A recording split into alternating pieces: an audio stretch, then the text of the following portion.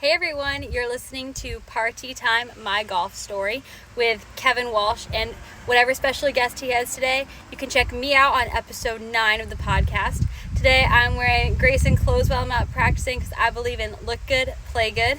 And follow me on Instagram, Sophia Warren Golf, and hope you enjoy the rest of the show.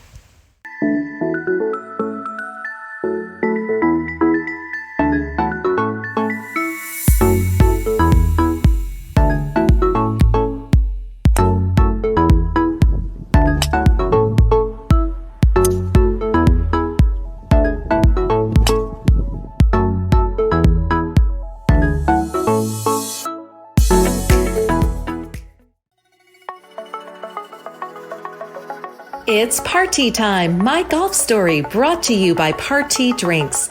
Classically designed golf drinks for golfers by golfers.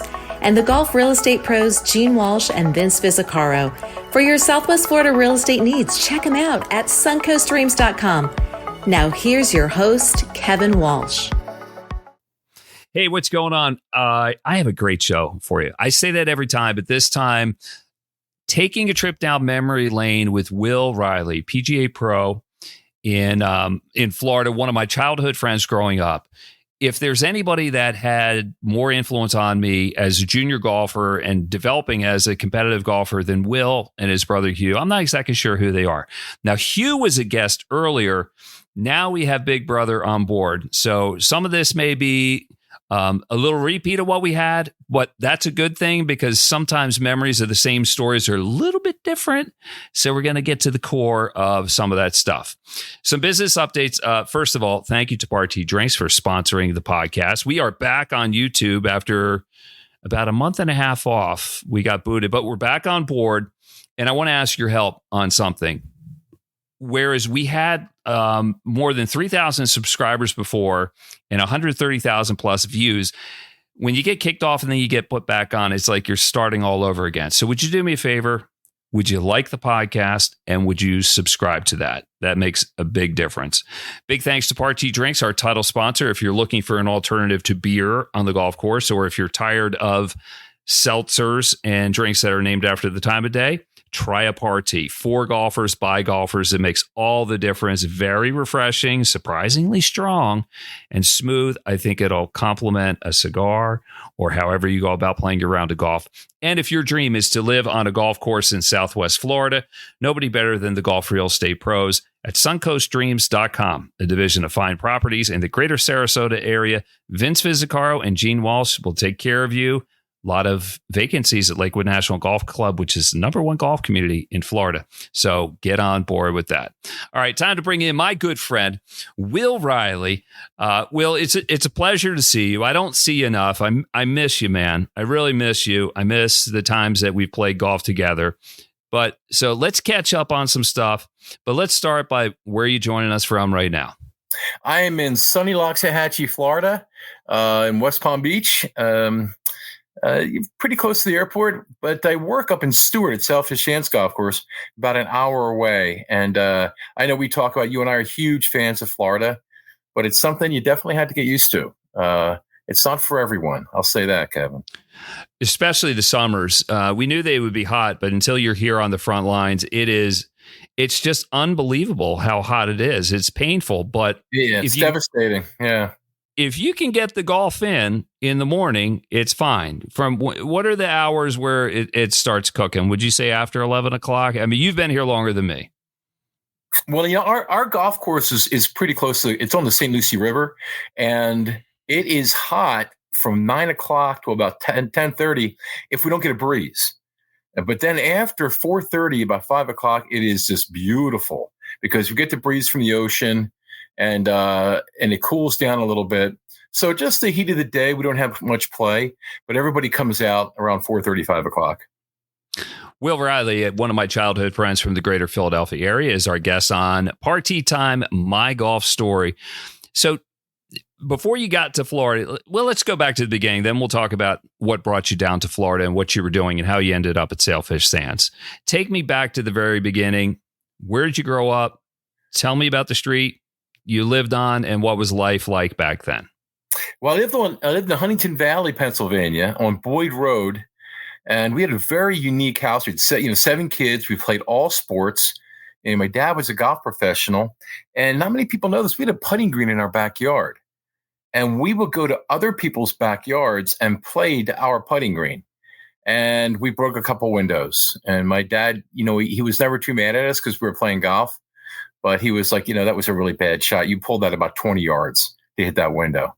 So, work on your game. We would go way back. We go about 120, 130 yards back into our friend's front lawn. He would hit him over his house onto our putting green. So we had a lot of fun. We had a great neighborhood, lots of kids, and lots of great stories with fireworks and apples and all kinds of stuff that you probably shouldn't do if you're a kid. Well, it's the kind of stuff, it seemed like good fun back then. We knew it was a little risky. We didn't really consider the legalities of half the stuff. And if you got caught doing it, it was just like, you shouldn't be doing that. But growing up with 7 kids, what was that like? I wouldn't know what it was like not to, right? Because I was in it. We only had one shower upstairs, so that was kind of a pain. But it was great now. I mean, I'm so close to all my siblings, my brothers and my sisters. And as you get older and you have those things that happen to you in life, there's always people there for you, and a lot of times they've gone through the same thing. And it was really great. It was such a blessing. And I don't know how my mom did it. I have no idea how. I know how my dad did it because he was always at work. But Susie and I were a little bit older, so we were helping my mom raise the kids. But it's always action-packed, always plenty of stories. Oh, there was always something going on. When I came over, it was never quiet. There was always somebody there. You were in shock when you got to our house. You were like, the door was never locked. I mean, it was just like you just show up unannounced. But that's kind of how you did it. Now everybody's got text there. Hey, I'm coming. Like we just showed up, right? Yeah, we just showed up, and there was a basketball game going on out front, and all of a sudden somebody bringing football over, and we'd be just tackling each other, and never stopped. My mom, once you heard the bell, you knew it was time to eat. That was like the only cue you had that you had to actually do something other than play. It was a lot of fun. It was a time of innocence, I think, but it was a time of like you could grow up and maybe be treated like a man, maybe before you were. Now, I'm 54. How old are you, Will? I am just turned 60. Holy smokes, looking good. By the way, you too kind. But if you think about it, so you were like my older brother, and you guys treated me like I was just an extension of the Reilly. So you weren't easy on me in any way. I'd probably learned some more colorful language before my time because, as you know, I grew up in a profanity-free house, and you guys just let it fly. Did you ever at any time say, Kevin might be a little too young, or it didn't even cross your mind? Never crossed our mind because you were friends with my brother Michael, who was your age, and Huey would just thoroughly abuse Michael, and since then Michael got big enough to fight back. And it was a different story, but yeah, there was a lot of fighting in our house, but it was always, always forgave the person and ended up helping them afterwards. So you got used to the verbal banter back and forth, which, it helps you in adulthood when things happen. You're used to being able to talk pretty much anybody about anything because there was so many kids, and it was it was full contact. No doubt about it in our house. If you lost a ping pong game, you threw your paddle at the other person. So as soon as you won the point, you had to duck, and Huey got me right here. I didn't duck, and I still have a big gash right here in my head where Huey got me. He got a pretty good arm. So he was he like tomahawking it at you and not tomahawking right over the shoulder, right at me. Yeah, he's got good aim. He was good with that. Well, it's not I as wasn't if you fast enough. Well, it's not like you haven't thrown things at him before. Do you remember the club throwing incident with your Uncle Pat at the Abington Club? What's your memory of that? And then we'll see how it squares with mine. There was a couple of club throwing incidents. So the one I noticed the most when I was playing for Bishop McDevitt, and we were playing Bishop Doherty. And Huey and I played so slow. We were two best players on the team. They would have put us out. My mom would put us out 7 and 8. So we were the last 2 players. And we got on the first hole. Huey and I both hit good shots. I knocked it up like a foot, and I tapped it in for birdie. I was so happy. and walking on the next tee. I know I'm up, and I just didn't see Huey making a backswing. He was making a practice swing, and he hit me right in the mouth. And I was already pissed off at him. He takes so freaking long to play. And then he basically knocks both my 2 front teeth out, which were capped because I lost them in a skateboard accident. And he looks at me. I look at him. He just starts running. And he is fast. And I get up. I take my old McGregor driver, take it right over my right shoulder, and I gun it at him. I mean, it was a pretty good throw. And he trips by mistake, just falls. And it went right over his head. So thank God he fell, because otherwise I would have done some damage. But the funniest thing about it was watching these two poor kids from Doherty that were playing. That was my next question. Like, what are they thinking as this is going on? They're just looking at us like, what the hell? So they didn't say a word. Their mouths were wide open. And they're like, oh my God, are you okay? I got blood all over my shirt. Because I'm playing in a school shirt. I got a big old white shirt. There's blood all over my shirt. Huey gets up and he keeps running. Right? Well, a certain amount of time goes by. And like, Huey, we got to hit off this tee to play this hole. So you're going to kill me. You're going to kill me. You're going to kill me. I'm not going to kill you. Just hit off the tee, come back. We'll figure it out when we get in. Pain in my ass. But yeah, we did a lot of that. You never knew when something was going to happen. And unfortunately, I think you had to witness a lot of that too, because you were there.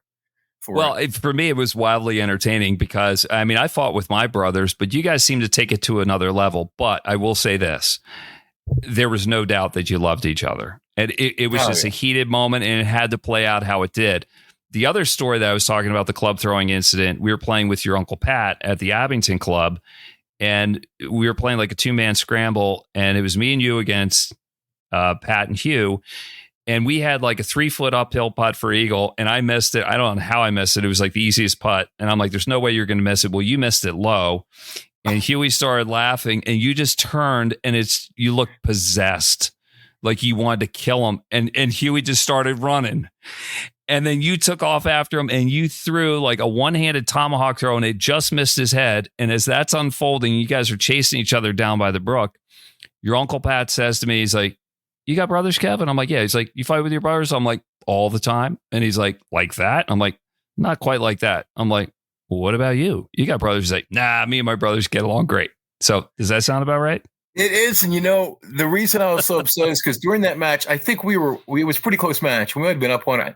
And Huey just loves when people get upset. That's his thing. If he can get you upset, he wins. And that was before there was a lot of shit talking on the golf course. Huey invented shit talking. And he would get, you and I were playing Huntington Valley once on the 8th hole. And I'm got to by 2. And he says to me, hey, Will, do you inhale or exhale at the top of your swing? Right.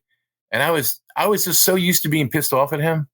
I lost it, because, golf is the kind of sport you want to see everybody play well, and you never root against anybody unless you're Huey. Huey's rooting against you. He wants to win, and you got to respect that. That's what made him such a great match play player. He did so well in Philadelphia Amateur because, he loved confrontation, and I didn't. I didn't like confrontation. Yeah, I know. So that was like the oil and water with you guys. Is it didn't always mix, but in the end, you were in it together. And I spent a lot of time in the car with you guys. The legendary '68 Camaro, the red Camaro with Pink Floyd blaring. And we'd pull up to golf tournaments, and like balls and golf tees would fall out, and then we'd like fall out of the car, and people would look at us. But in the end, we kicked their asses. We were laughing last. I always came in second. You won more tournaments than Camaro. I mean, thinking about the North Carolina events, the Maryland events, I have so many second place trophies, except for the Keystone. Emily and Aubrey had to leave, so I had him by 2, so I got lucky. So you won that. You won that by default. Hey, I won that. I could never win that one. That is the one that escaped me. It haunts me. Yeah, we had a powerful crew. We really did. We would. We could play those tight courses too because we grew up on Abington. So we got it in like the Flying Hills. We could just destroy that because we could hit 3 woods and irons off those tees, and we were pretty good putters. But yeah, it was funny. You always think back on those times. And you look at the courses we played in and the journeys that we took. And man, we met so many nice people, and like people to this day that I'm friends with, playing junior golf, and playing college golf. It's amazing. Well, think about how it all unfolded. And our parents basically gave us money, and we loaded into a family car that was not always in the best of shape before we took a long journey. We can get into that. And we would drive 12 hours away. You and Huey were in your late teens, and I was like 13 or 14. Can you imagine parents? Is that even possible in junior golf today, where like 18 and 19-year-olds are driving a 13, 14, and you're staying in a hotel with no parental supervision? I mean, that's how we rolled, right? Well, that just showed us a lot about how much your parents and my parents trusted us, and they trusted each other. They liked my parents. My parents loved your parents. So we knew you weren't a problem, but the problem might have been us as we affected you, and we couldn't help it. We were teenagers, and we might have had. I think that one time you might have missed this one. You got down to you bought $500 worth of fireworks, and we were going about 87 miles an hour in that red Camaro, and we got stopped by Officer Briggs, and he said, "Let me see your trunk." He took all the fireworks. We had all these orders from people up north because they didn't sell fireworks in Pennsylvania then, and we were going to get back there and we were going to make some money, and we got cleaned out. Yeah, we were. It wasn't bad then. It was like you said. It wasn't like we were doing anything wrong. Everybody did it, and it was. We were. I think we were innocent by innocent by standards. That's what they call it, right? I don't know, or guilty by association. We were. Yeah, we were guilty by association. We were pushing the envelope, and we loved doing it. And then when we got caught, I think we kind of owned it. And we're like, yeah, I did it. and I think people respected us for doing that. I think so too. Yeah, there was the unbelievable stories. Some you can't tell, some you can, and they're hysterical. And that was really what made our childhood. And we were really. You're right. We were like free birds. We would do whatever we want, whenever we wanted to, and 99% of the time, we did the right thing. And then if we did, we didn't get caught, which I tell my kids all the time. That's right. And as long as you're playing golf, you're around good people, you're in a good culture. Yeah. It takes such an effort and a discipline just to be on time and to play good golf. So we pushed it as much as we could, but I don't think we were overly reckless with it. Greatest time of my life. Will Reilly, lifetime member of the PGA of America, one of my childhood friends, is our guest today on Party Time, My Golf Story. Big thanks to the real estate pros, Gene Walsh and Vince Visicaro from suncoastdreams.com, a division of fine properties in the greater Sarasota area. If your dream is to live on a golf course or in a golf course community, great opportunities at Lakewood National Golf Club, the #1 golf community in Florida. Give Gene or Vince a call. Their numbers are scrolling across the bottom of this. And a big thanks to Party Drinks, the title sponsor of this. If you're looking for a drink alternative on the golf course and you're tired of beer and you're tired of things named after crustaceans and time of the day, then try Party. I think you'll be really, really pleased. Will, the Florida experience, how long have you been in Florida and what brought you down? Well, it's I've always wanted to have a hand in junior golf on a national level. I always thought there was so much we could do better, and as a PGA of America. And at the time, I was the head coach at Villanova University, and I was running the first tee in the area. And I was also the head pro at Twanning Valley Golf Club. And I really, Jody and I were trying to have kids at the time. We just had a lot going on. And I applied for the job at PGA of America when it came up, and I was really lucky. I was really, really blessed to get down there and get that job. I knew a lot of people that had applied for it, and I found out afterwards some of the people that had applied for it, and it was a great experience. I got to do so many things there. I got to develop something called the PGA Sports Academy, which was a learning tool for PGA professionals. And then I started something called the PGA Junior League, which is really doing great now. That was a lot of fun. And I also did something called the Ryder Cup Junior Academy, which was great. All kids from all over the country would come, and I'd get Ryder Cup captains and tour pros to come in to talk to them, and then they'd play. And I had the best instructors in the country come talk to them. So my experience there really helped me do a lot of things and helped me see, how the PGA I don't want to say performed, but how it operated. And there are some things I learned that I love, and there's some other things that I learned from. Let's just put it that way. Yeah, that's like back it up when you were talking about the kids, and are you the founder of that group, the kids that wear the jerseys or the T-shirts with the numbers on the back? I am. That was I developed Is that you? That was me. Yeah, dude, I see them in my backyard. I look out and there they go. I'm like, these kids have like numbers on the back. I love it. Well, it was everybody in the development department, but I was in charge of developing and communicating with Atlanta. The separate group was helping us also. And I wrote the rules and the parent guidelines and everything. And that's what happens when the golf pro goes indoors. I'm indoors and I'm writing the whole time, and it's different. You're used to being outside, but it was great because I went to go to the first couple of championships, and we built it up. Had a lot of good people involved helping us to make it what it is and brand it. I didn't like the logo or the flags, but I got overruled on that by someone who is a little higher up the line. But yeah, it was a great project. I'm very blessed to have been the main developer in that program, and I want to thank everyone else that helped us bring it along, because they've almost got 75,000 kids in that program. That's incredible, man. That's incredible. And it started with you just brainstorming and thinking of stuff and trying to grow the game and just being really good with kids. Good on you. Well, that is a blessing. And it's so funny because I have a team now at Selfish Hands. I have 20 kids on the team, and it's hysterical. We're having a match with another team, and the guy came up, one of the professionals came up to you because I don't like this scoring system, so I think we should do another scoring system. And he said, do you know anything about this scoring system, Will? And I said, yeah, I wrote it. He's kind of like, you did what? It's like, yeah, I wrote this program. He goes, why? And I said, why don't you like it? It's fair for the kids. That's all that matters. All that matters is that, like you and I, kids are going out, having a great time, and becoming golfers.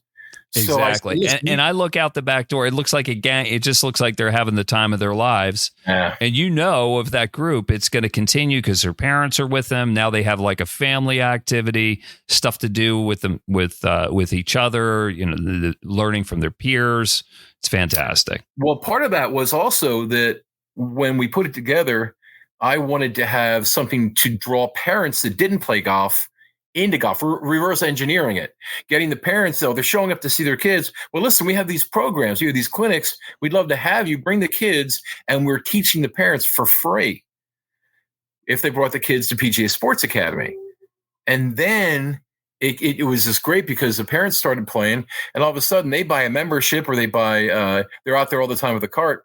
And that was really my job. When we started this, a long time ago, my job was to get more golfers on the golf course. Even when I worked back at Twining Valley with my family, I taught a lot, and we got people out on the golf course, and that really helps pay the bills. Yes, it does. So you're a pioneer with that. You're a pioneer with something else. Are you the guy behind the line on the golf ball and putting? And what's the backstory on that? Because as much as it's mainstream now, it wasn't then. Take me back. Nah, what happened was a funny story. My dad has a pilot, and he has a little plane, and my state championship was out at Oakmont, and I was late, and I ran up there, and I got on the putting green, and I got really lucky, last person to go off, and I just made, the greens were like 15, and I made some putts, and I won the state championship. And then on the way home, my pilot. Wait a minute, putting championship or state putting championship? Okay, all right. Yeah, it was called the Dave Pell's World Putting Championship. All right, there we go. On the way home, my pilot got drunk, and said, "You got to stop drinking, man. You got to sober up. This is like it's like a 3-hour flight, 2.5-hour flight back to Philly." And he got home, and my dad said I had to go. I said it went good, Dad, but I'm getting dizzy. Like, I'm over the ball and it doesn't feel right. And I came down with a bout of vertigo. And my dad was such a trailblazer. Hold on, Will. Hold on. You guys, your pilot got drunk. Who's the pilot? I mean, not that you got to dime the guy out, but I'd rather not say at this point. I don't think he's around anymore. His first name was okay. But anyway, I got okay. That just blows me away. But okay, continue on. So unbelievable. I was scared shitless. This guy's falling asleep. I'm right there, and every like 15 minutes, I got to wake him up. Oh, come on, man, let's go. We're almost there. Holy mackerel! So yeah, he had the plane set on autopilot. But the line on the ball. Oh yeah, the line on the balls. I got vertigo when I went back 2 weeks before the World Putting Championship down in Orlando, Disney World. And my dad said to me, he said, "Why don't you put a line on the golf ball? Because you use lines when you set up." I said, "Dad, how could that be legal to put a line on the golf ball? I mean, it would make golf too easy." He goes, well, why don't we call the USGA? So called the USGA. They're great up there. I asked them, can I put a line on my golf ball? And they had to go to the decisions book and look it up. And they called me back and actually sent me a letter. It is legal to put a line on your golf ball. It's just, we don't know that it's ever been done. But yes, it's legal. So I put a line on my golf ball and set it up from behind the hole, got the line right where I wanted to, depending on the break. And then when I got over it, it did not look right. It looked horrible. It looked really bad. And I had to bring a caddy with me. One of my assistants, John Shapcott, who's a good putter. Every time I would set it up, I would turn to him, and he'd say, "Will, that's perfect." And so we got down to the World Putting Championship, and I played with Christy Kerr. And funny, big glasses. She was 16 at the time, and she could really roll it.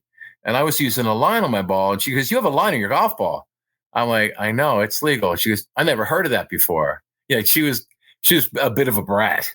Believe me, at 16. She's always been a pistol, but she's giving you a hard time, and she's giving me a hard time. You're going head to head with her, in like a one-off. Head to head with her, and Payne Stewart in front of me, and he's playing with a kid named Derek Penman, who won the state of Utah. He was 11 years old, and the kid could flat out roll it. And Payne was and he was playing Payne. They were playing with Beth Bauer, who is a good friend of mine. I had Andy Bean and Andy North were behind me. So it was on ESPN. It was like the biggest moment of my life, right? So people are watching me using this line. The commentators are talking about it, and everybody, they're going up to Dave Pelz at the end of the event, and they're saying, "Hey, this isn't right. This guy's got a line on his golf ball," and Dave's got the letter from the USGA. He's like, "Yeah, it's right. It's totally legal. You can do it." So how many people you think had lines on the golf ball the next day? Well, everybody has it on now, and in fact, you can buy them like custom ordered for that. So it all started with you. So this had to have been the late 80s, because Payne died in the plane crash in 99. So we're going back almost 1987. Okay. Wow. Yeah. 1987. And smokes. It was unreal. It was, but it's funny because it was just a happy accident. I wasn't trying to be a trendsetter or anything. I was just, I couldn't see. I was really dizzy. And if I stayed over the ball too long, I would lose my balance. So, it was just, someone said, my dad said, put a line on the golf ball. I tried it and it worked. And I kind of felt like I was cheating out there for a while. And so after the first day was over, Christy Kerr, Chip Beck, and myself were tied for first place. So it was kind of funny because I'm this dumpy club pro from Philly. And I'm there, and I'm winning the World Putting Championship after the first day. So yeah, I got some ribbing for that. I'm wearing sneakers and shorts and stuff, and it's pretty casual. But I was comfortable. So, take me back to the beginning. Who put a golf club in your hand for the first time? Where does your journey start, and how quickly did you fall in love with golf? My brother Huey has a film of my sister, he, and myself hitting shots back at Treaty Road in Delaware County. And we were tiny, and we were swinging my dad's golf clubs. And it was great. I mean, but it really started at Meadowbrook in Huntington Valley, which was a really nice little par 3 18-hole golf course in the Corman Suites area. And my dad was a head pro there. And I had my Patty Bergs, and Huey had his clubs, and we go out and play. And that's where we started. I think it was we were 7 or 8 years old, maybe 9 years old. And, we weren't any good. We were baseball players. But we had a good time playing and finding golf balls. Finding golf balls was a big thing back then because you didn't want to pay for them, and people were losing balls like you couldn't believe. And we knew all the spots.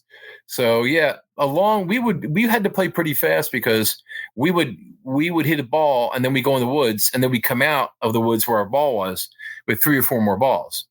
So yeah, that was a big deal. Finding golf balls and playing golf, that was the biggest attraction. I still love finding golf balls. I probably have 2,000 golf balls in my garage right now. I have a 5-gallon bucket of Pro V1s, Pro V1Xs ready to play in smaller buckets, and I give them to my neighbors, and they give me beer. I mean that's fair, right? Lose. What kind of beer do they give you? It's good stuff. Usually Guinness. Yeah, Fred Remington. He's one of my neighbors. He used to own all the Irish bars in Honolulu when I lived in Hawaii. He's my neighbor. I used to go to his bars, and we didn't even know each other. But isn't that crazy how golf, you end up living in the same golf community? It is amazing, isn't it? Yeah, it's a small world. Golf, especially in the golf world, it's a small world. It really is. That's funny. When did you know you were pretty good at golf? Coming from baseball, it was tough because I would play with guys like Chip Brewer and, Mike Greger and all the guys at Huntington Valley. Chip's doing great at Callaway now, and I came right from baseball. So I was hitting high cuts the whole time, and these guys are hitting low draws 30 yards past me. And I'm a big kid and, I could chip and putt a little bit, but I was getting my ass kicked when I was 14, 15 years old. And then I quit baseball and started playing every day and working at the driving range. And I became a much more solid ball striker. And I was a real good iron player. Couldn't hit a driver. You had my big Hogan 3-wood I would hit everywhere. And that was when I started breaking 75 and shooting some good numbers and feeling like, I think I can do this. Whereas before, coming from baseball, it was an anxiety attack. My dad's a golf professional, and I can't break 80. So it was like there's a little pressure. You put it on yourself. My dad never put any pressure on us at all to play. Mm-hmm.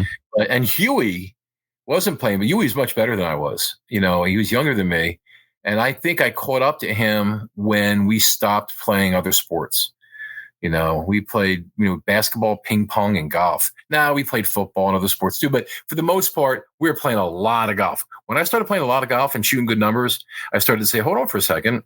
I'm not that bad at this. So a lot of that anxiety went away. Was it tough having your younger brother better than you? Was that like a fire under your ass to kind of get moving? Yeah, it really was. When Huey was beating me, it was fantastic. It was so good for me because it gave me so much motivation to stay out there and putt and practice longer. And I would even ask Huey all the time for help because he's a phenomenal bunker player, as you remember. And I would say, how do you do this? And he would use his wrist. I'm like, I can't do that. How do you do that? But he spent so much time, always laughed at me at the Abington Club because they all had bunkers in front of them. I said, Huey, the reason you're a bunker player is because you're in every one. Because you couldn't hit the ball far enough, at that. You remember how small he used to be. But by the time you knew him, Huey could hit the ball pretty good, couldn't he? Yeah. What are your memories of me, like when I came on the scene? Because we've known each other 40 plus years. I think I met you guys when I was 11 or 12 years old. You were younger. You were younger than that. And the story goes, Kevin, I think you were 9. And let me tell you the story. I went out and I joined you one day. You were walking by yourself, and we played golf, and we got in, and you had shot 39 or 38, and Huey didn't believe it. And Huey asked me, hey, that kid says he's pretty good. Hey, what did he shoot? I said, I think he shot 38. He said, Kevin, what'd you shoot? He said, I shot a couple over. I think I shot 38. And Huey said, there's no way that little kid shot 38 out here. And then he went out with you and he played, sometime that week, and you shot 37. And Huey came back to me and said, oh my God, that kid just shot 37. And then you guys became really good friends. And at the time, your brother Chris was playing too, and everybody was playing. But we had we really moved it in mass. We had a lot of people playing golf, which was fun. And and then we used to take carts at night and do stuff that wasn't. Probably. Can we talk about that? Yeah. Those were our cars because we would drive them across the parking lot. We would go to the mini mart and get candy, and it was probably illegal, but Oh, your yeah. family owned the carts because they owned the it probably didn't look right. Yeah, like teenagers riding around in golf carts across like department store parking lots after dark. What could we possibly be doing? You have great you're a great talent. How many holes in one do you have? I have 15 to date. I haven't had one in a while though. So, well, how long has it been? It's been about 5 or 6 years, I think. Oh yeah, you're due. Like, is there a secret to it? I mean, aside from being good, I mean, that's a phenomenal run and a phenomenal number. I don't know if there's a secret to it, but there's a philosophy behind it. And when we started playing golf, when we grew up, we were really scorers. We wanted to score, so everyone would tell us, "Hey, just make sure you hit for the middle of the green." And I would always say, "Why?"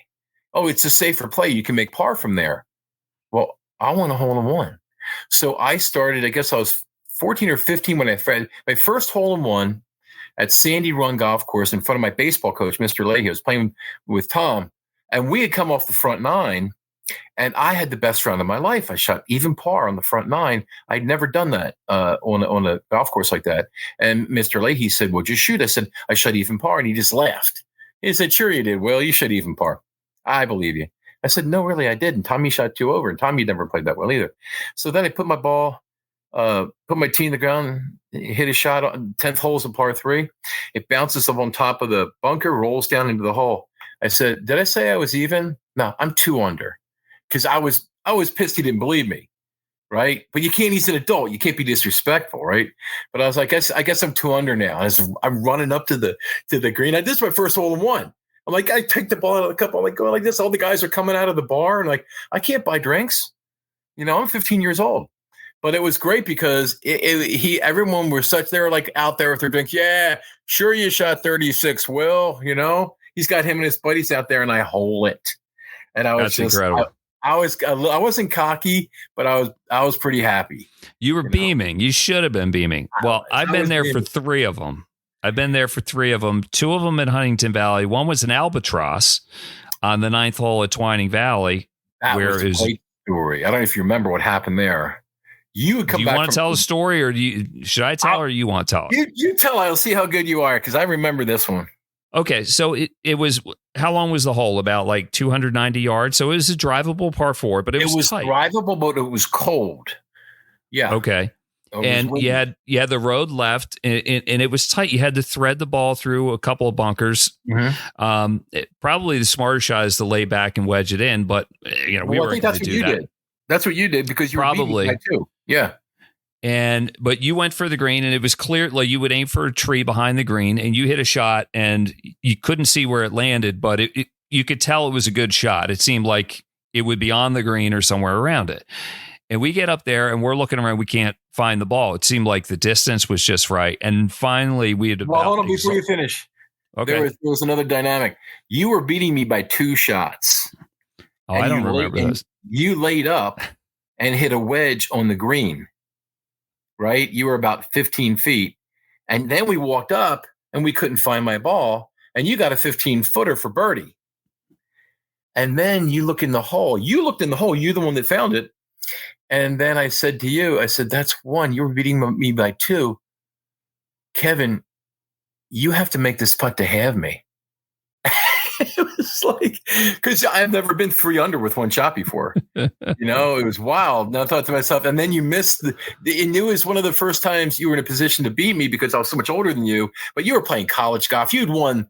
No. We weren't that old yet. I wasn't that old yet. I mean, but I was playing good golf. I was playing about scratch golf. So. You won the Philly Junior. Everybody knew who you were. You were kicking butt, and you were definitely you were kicking my ass that day too. That's why it was so funny, because Kevin beat me. He deserves it. He's playing great.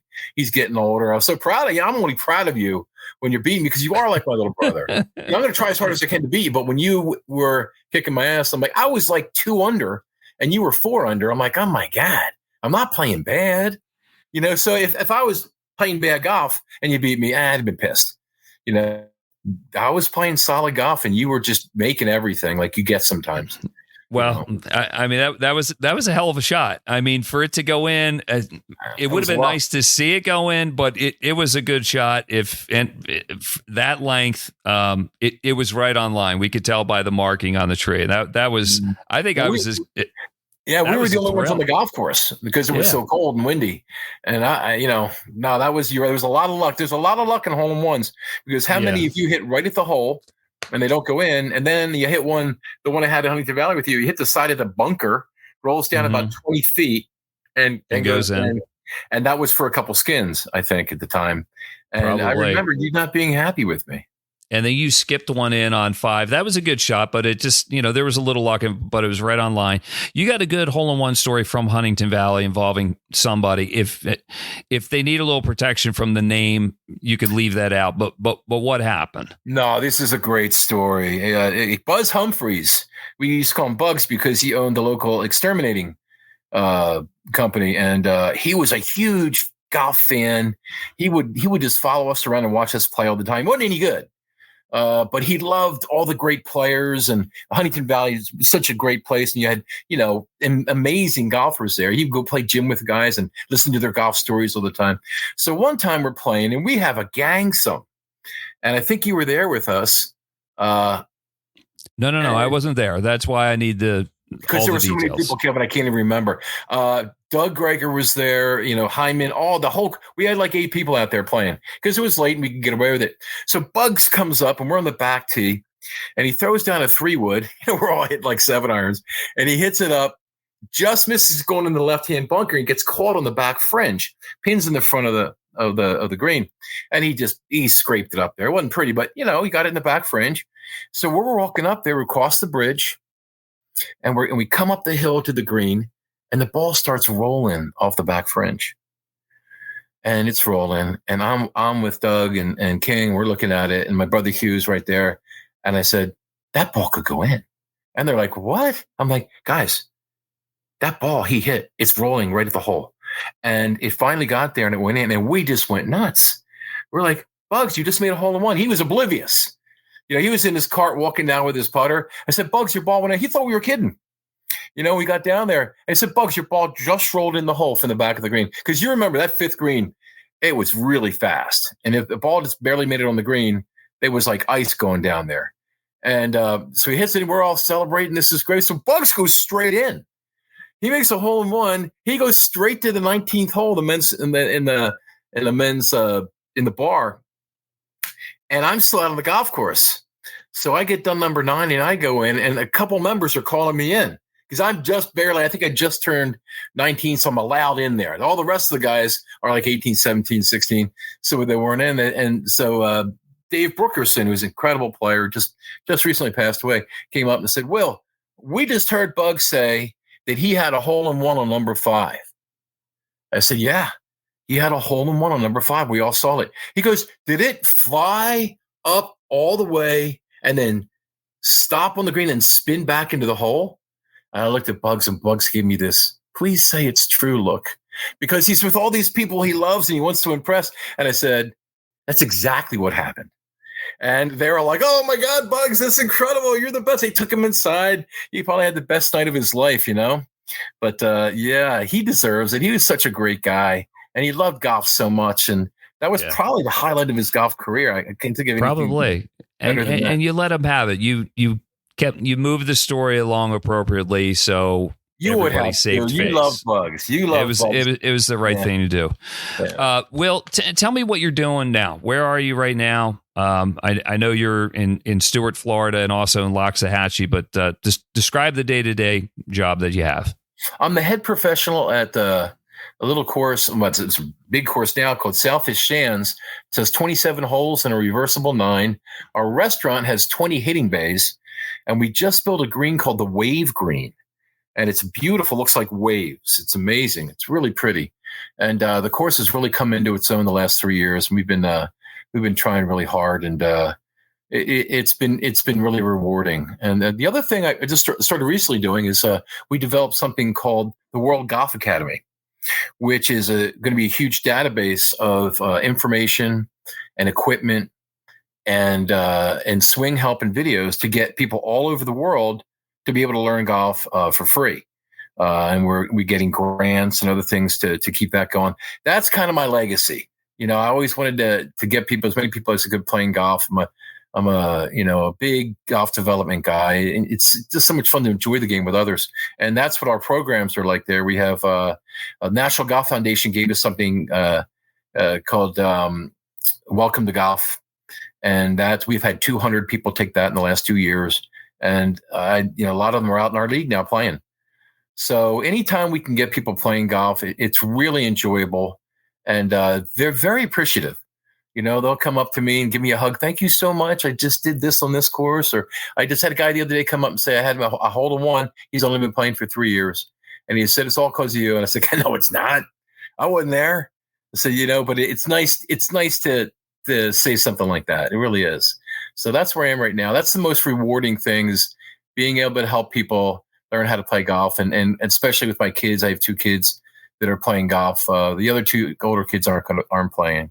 But I got 2, so I'm happy about that. 2 go. Hey, and maybe for the others that are not playing, maybe later. Because look at your family. Like, the girls didn't really play until they became older. The timing's got to be right, correct? The timing has to be right. And Emma kid. The great thing about them is when we got them, they know how to swing the golf club.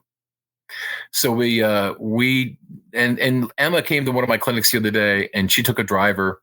And she full swing and hit it. She's 15, and she hit it 200 yards. And people said, "Do you play golf?" And she said, "No." So I was like, I wish she did, because she hits it so well. But when you're a teenage girl, you got lots of other things to do. So I understand.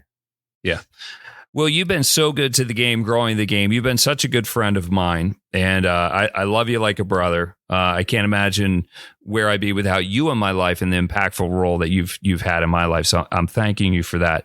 But let me ask you a profound question. Where would you be? How important is golf in your life? What would life be like for you without golf? Can you even go there? Oh, yeah. Yeah, it's funny you should ask. And also,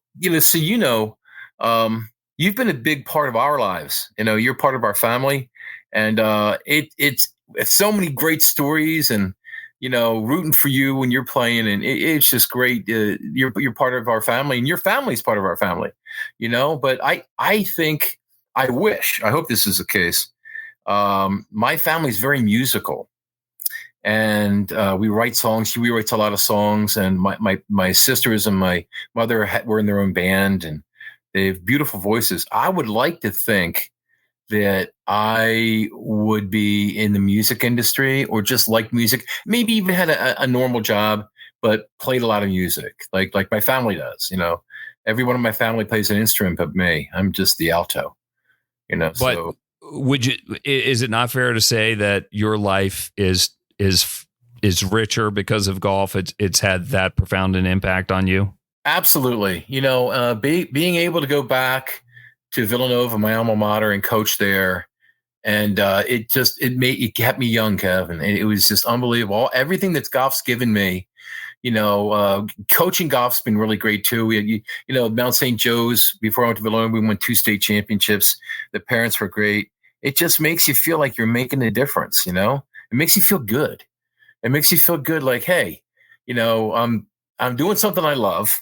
I can't wait to. I love going to work every day. I'm so blessed. And when I get there, I have fun. I have fun teaching people how to play. I have fun running the golf course and fun with the programs. So, I'm very blessed. And golf is it means a lot to me and my family. And you know what? You're right. I don't really know where I'd be without it. You never know what's going to happen. You never know how life's going to go. But golf is just a huge part of not only my upbringing, but everything I do every day. It's a way of life. It's not just a game. It's a culture. It's who we are. Mm-hmm. Because you golf, you're my friend. Anybody that golfs is my friend. I'm sure you feel the same way. And you've done so much for the game. And I'm just glad that we had a chance to catch up. It's been too long. And you got to come back on, because I know you got some other projects with Pete Oakley, who won the U.S. British senior thing. We'll talk about that next time. He's going to be a future guest. Unbelievable story there, against all odds, winning the Open, the Senior Open Championship. It's just incredible. He barely disqualified for it, And the stories I'm hearing from the caddy and everybody else, it's the most unlikely major win in major championship history. You couldn't even get odds on it. Because a club pro did it, and a guy from our backyard. All right, let's talk about that next time. Hey, Will, thanks again. Love you, man. Let's get together soon. You either come over to this coast or I'm coming to see you, and we'll tee it up, and it'll be just like old times. How's that sound? You're great, and I love the show. I love you and your family, and thank you so much for having me on. And hopefully I can come over to see you because I think it's nicer over there at this time of year. Yeah, come on over. That's a deal. All right, Will, thanks so much. Will Reilly, our guest here on Party Time. It's My Golf Story. Support him, support junior golf programs, support Party Drinks, and a big thanks to our golf real estate pros, Vince Vizzacaro and Gene Walsh from suncoastdreams.com, division of fine properties in the greater Sarasota area. For Will Reilly, I'm Kevin Walsh. We'll see you again next time on Party Time, My Golf Story.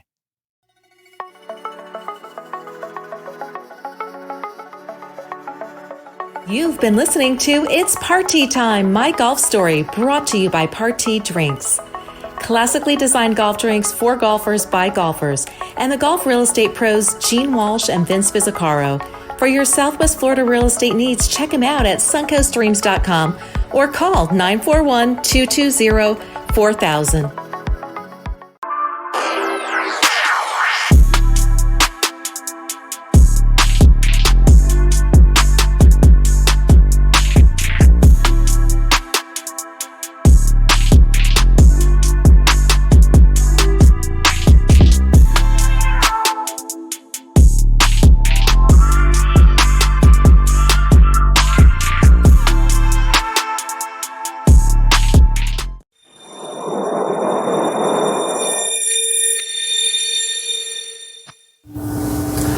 This is Vince Vizzacaro and Gene Walsh with the suncoastdreams.com real estate team at Fine Properties. We've helped hundreds of families find their dream homes in golf and resort communities in Lakewood Ranch, Bradenton, Sarasota, Parrish, Venice, and the surrounding areas.